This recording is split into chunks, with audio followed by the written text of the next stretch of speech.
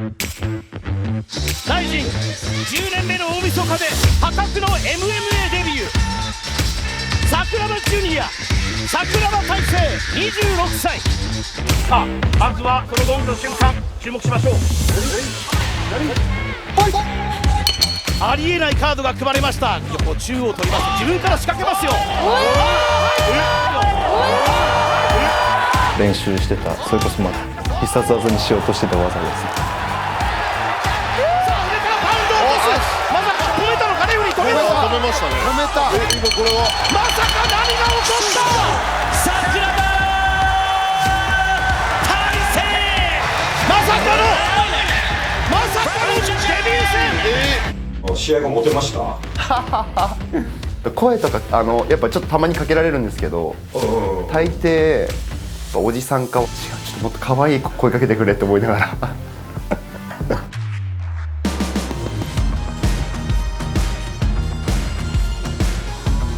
ら中村大輔44歳、ライジンに戻ってきました。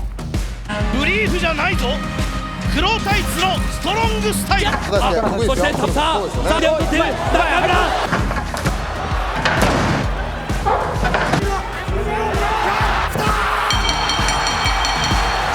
昔 UWF という今の MMA の元となるような、かっこいい男たちがいまして、その気持ちを受け継いでるものを皆さんに見せたいと思っております。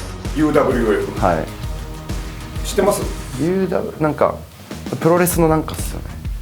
そうなんかそう UK って言葉をなんかよく僕も言われるんで。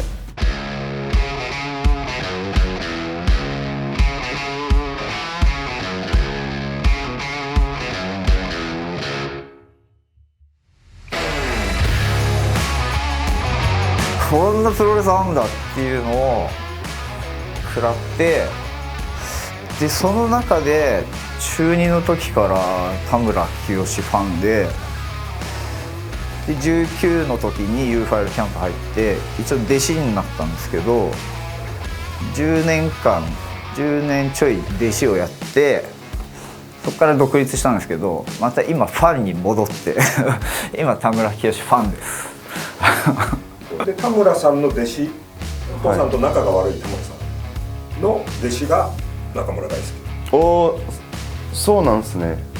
全然知らんかった。わかんないっすね。本当。なんかじゃあ一応因縁の対決みたいな感じになるんですか？なんか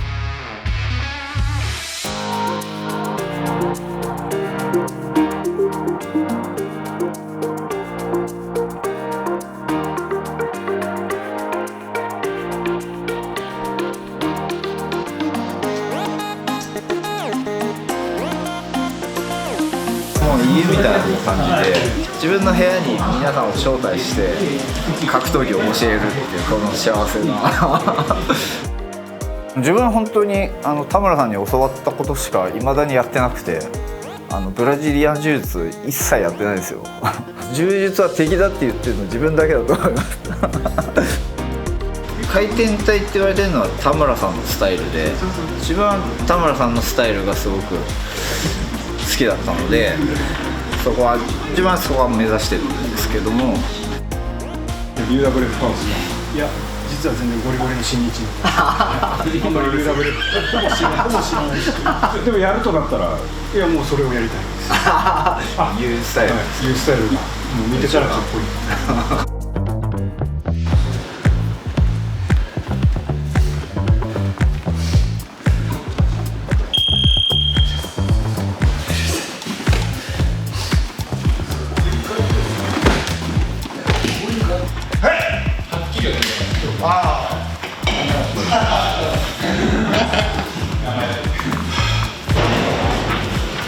これ僕自分でケーキやってますよ。うまっ。イラストレーター割とやるんだよこれの絵を描いたんですよ。おお、思い出の東京ドームですよ。桜庭対ホイス25周年。おお、イラストレーターの絵描いた。自分で。そう自分で絵描いた。すげえ。ホイスをひっくり返してバーンってパンチ。そうそう。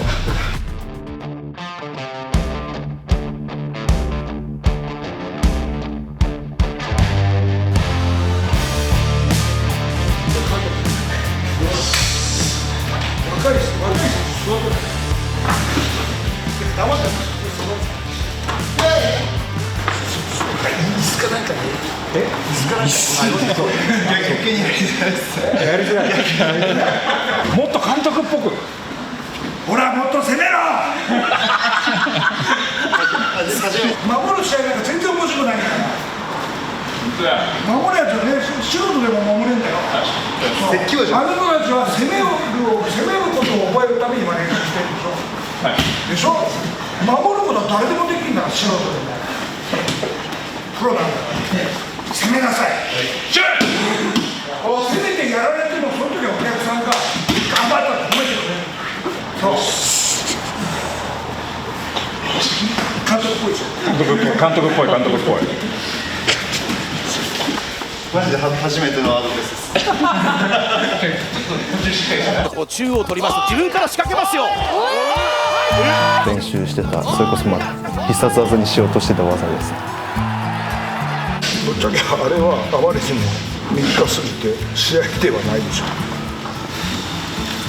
もっと1ラウンド目でも2ラウンド目でも5分ですか、5分でも10分でも自分がいろんなカラーを、ね、見せてあげる。それは僕はプロレス的な考えなんですけど、秒殺で許されるのはキットの飛び膝だけ、あれだけです。あれ以外は許されない、プロとして。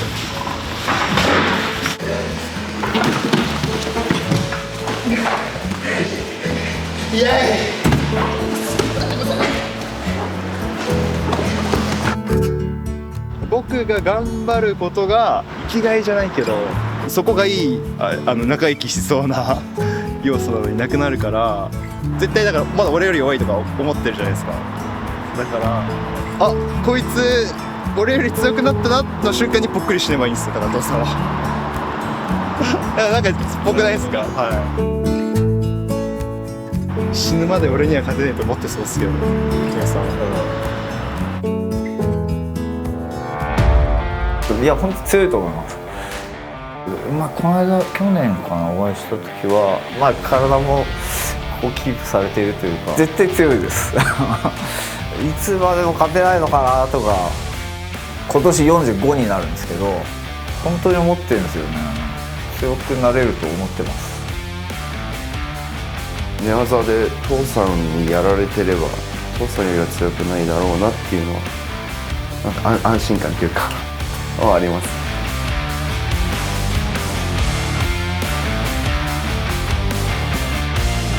ここから一気に出てきた。ここから一気に今膝十字固め決まった。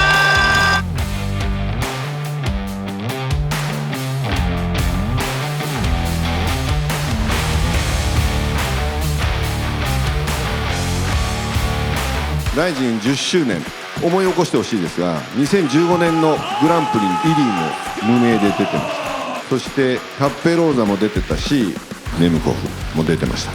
フェデレーションとして世界中の格闘技のプロモーションとアライアンスを組んで、グランプリという競技会を通じて世界一を決めるというコンセプトのもとに原点回帰をして、グランプリの優勝には2000万円、この東京ドームで5月1回戦、7月セカンドラウンド、そして9月にライジンワールドグランプリ2025の王者が決まります。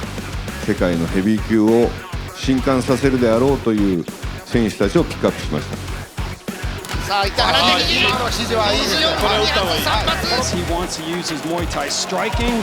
Oh, speaking of striking, down goes Santos.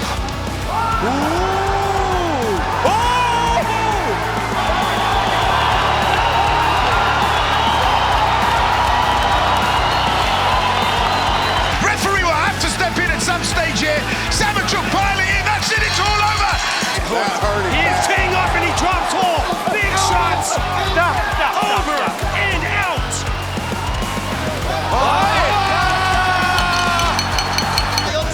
どうだ、ここでターンこれが日本の決め侍。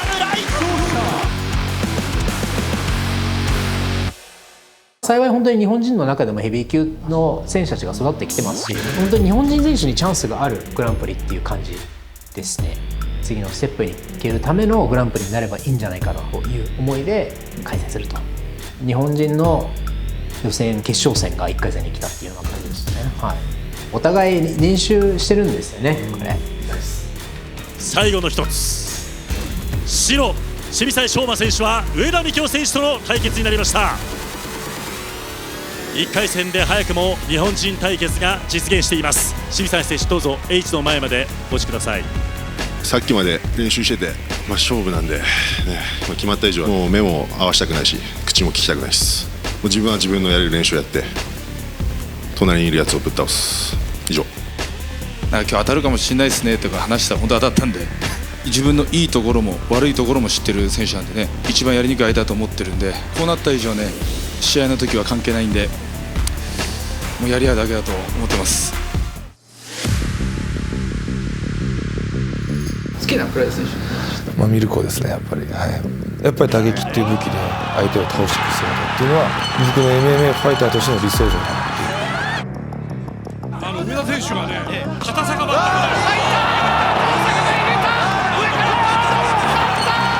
そう簡単ではないです、MMA って、僕自身本当に思うんで、雑草魂のような気持ちが勝っていくのが格闘技の良さだと思うんですよ、僕は。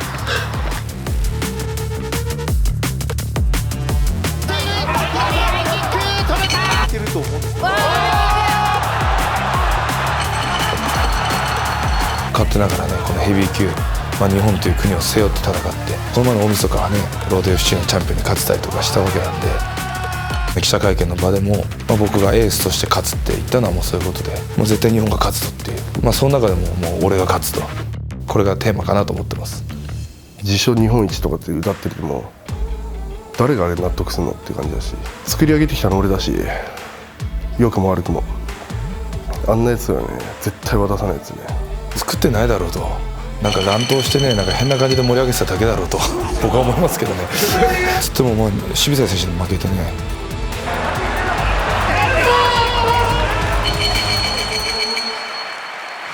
僕が初めてライジンに出させていただいたのが2018年で、当時やっぱりヘビー級の日本人のファイターっていうのが全然いなかったので、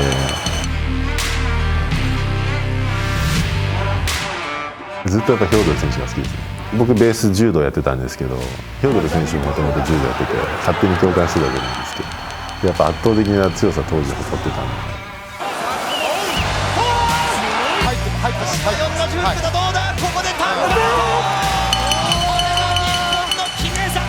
1年半ぐらいお休みさせていただいてました。ジャノスが逃げたところに競技入れ替えたいですね。もう後半に差し掛かってるのは、差し掛かってるんで、持てるもの全部出し切って戦おうと思ってるんで。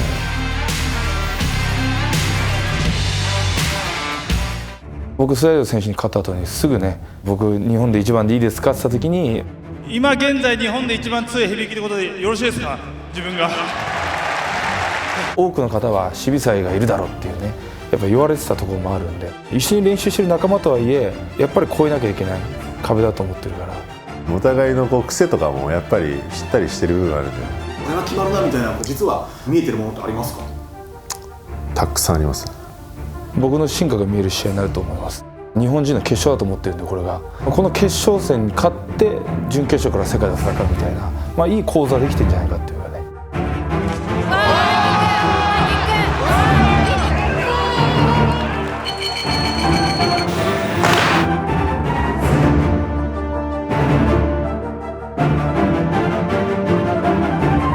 僕はやるって言ったことをやらない人間ではない、少なくとも。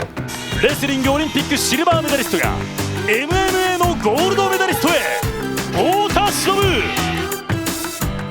今日のライジンとお前負けたら AV デビューだから。じゃあ負けたらオッケー。倉本選手と会った時も、柴田さんに負けたら「お前 AV いけろ」かけてやりましたし、佐藤翔子選手と会った時も負けたら平本選手あんな髪型する。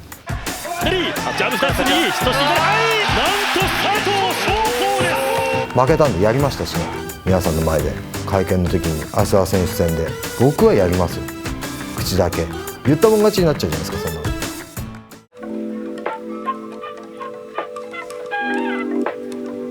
の遅くても来年末タイトルマッチして勝ってチャンピオンになりたいなと思います。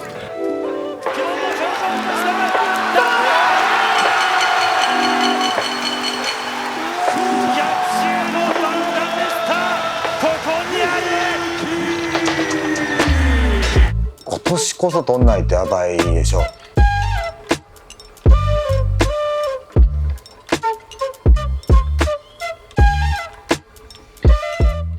いやすごいですよ。これ太田選手が勝ったらやっぱり世界この一線を越えてくる。僕はまあそれくらいの実力自分であると思ってるし、願ったり叶ったりですよ。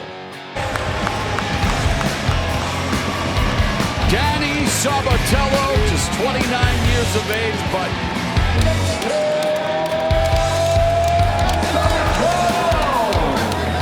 ベラトールの、元タイトル挑戦者、こうネームバリューだったりキャラクターというものをしっかりと確立していてですね、しっかりとしたレスリング力をベースとしてそこの周りにいろんな技術をつけていると。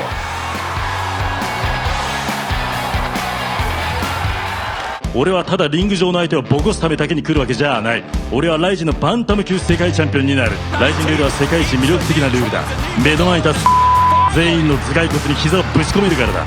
俺は相手を精神的に折るのではなく圧倒的に潰す。最初の獲物は忍ぶ太田だ。心を折ってビッチ野郎を圧倒的に潰してやる。覚悟しておけというコメントをいただいております。では太田選手お願いします。口悪すぎないですか？大丈夫ですか？東京ドーム対サバテロ太田忍しかいないでしょっていう、全然手グラムされないだろうし、相手のやりたいことを僕がやるっていう、このレスリングのバックボーン、スクランブルで上になっていいとこ取って削って勝つ。相手が降参、もう全部負けちゃったってなる方法、その中で1本取れればいいですよね。もう一生こいつだっても勝てないわっていう勝ち方したいですね。井上選手の次期タイトル挑戦者っていうものがいない中で、ここの世界レベルの基準に勝ってくる選手が現れれば、もうぜひそこは文句なしでいいんじゃないかなと思いますよね。